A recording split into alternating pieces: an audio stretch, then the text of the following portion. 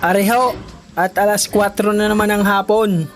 Kaninang umaga, alas 6 ay nagpakain din tayo at naglinis ng ating mga alagang baboy na aray. Ay ngayon naman ay alas 4, maglilinis din tayo at magpapakain din ako. Ari nga pala, ang sinasabi ko sa inyo dati, na habang nandyan pa tayo sa ibang bansa, ay magpundar tayo kahit pa isa-isang baboy, pa isa-isang kambing. At para tayo may pag-uumpisahan pag uwi na natin dito sa Pilipinas.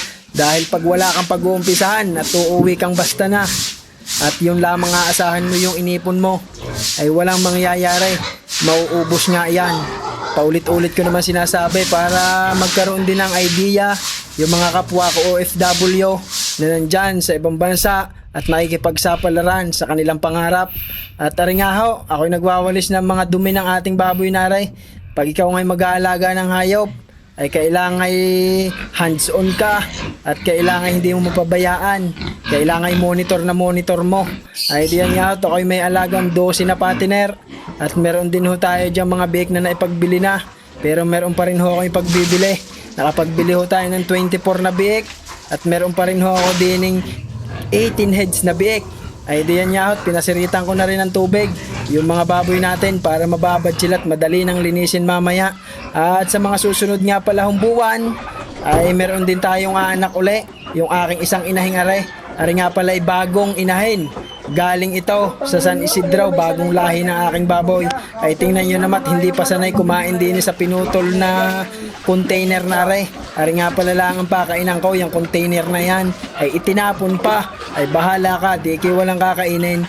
Yan nga pala, aking laging hinahagpos yan, yung aking inahing yan, para pag manganganak na ay sanay na sa ating amoy at hindi na siya magagalit. Lagi ko yang nililiguan tuwing umaga at tuwing hapon. So yun, sa mga mag-aalaga ng inahin ay hindi basta-basta ang mag-alaga. Kailangan monitor mo yan dahil pag nakalampas yung kanyang paglalande, ang kanyang pagkande ay mahirap nang masumpitan uli o mapababahan sa barako. Bibilang ka na naman ng 21 days para maglandi na naman yan at magpasampa. Sayang ang pagkakataon pag hindi mo na monitor. At yan nga, lagi niyong haplusin, hipuin yung mga nganak na inahin para hindi siya maging matapang pag manganganak na at lumabas na ang kanyang mga anak. So yun, sa mga susunod na buwan, susunod na linggo, susunod na araw, ay aanak na rin, ipapakita ko sa inyo. So yun nga pala, at bukas, abangan nyo ang aking ipapagawang bahay. May ipapagawa tayong bahay at hanggang dito na lamang. Maraming salamat.